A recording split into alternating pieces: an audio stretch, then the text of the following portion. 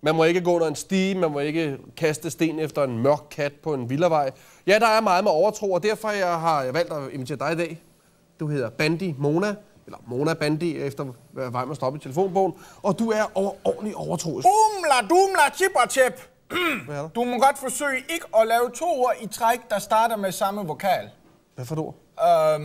Overordentlig, så efterfulgt af overtroisk. Overordentlig overtroisk. Dumla, chipperchip. Det skal man så ikke gøre. Okay. Det vil jeg så prøve at se, hvad kan det være med. Og bank under bordet. Hvorfor? Fordi du udtrykt ønske for fremtiden. Kom nu, bank under bordet! Nu? Bank under bordet!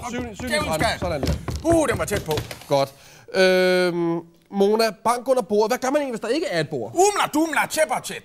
Hvad er der? Er efterfulgt af et. Er et. Dumla, chipperchip. Hvad har jeg sagt?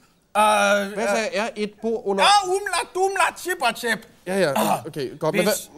Hvis der ikke er et bord i nærheden, hvis man står i en ørken eller en svømmehal uden kafeteria, så kan man gnide en vaskekone stive brystvorter mod en eventyrprins.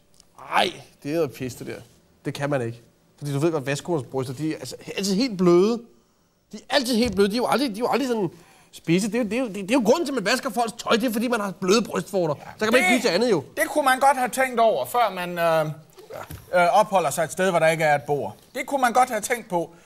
Sådan er reglerne.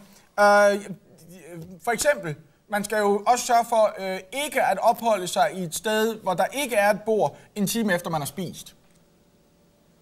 Og det er baderegler. Dumla, chipperchip, du sagde badereglerne. Dumla, chipperchip. Hvad er der galt med det? Ikke sige bade, og så resten. Ja?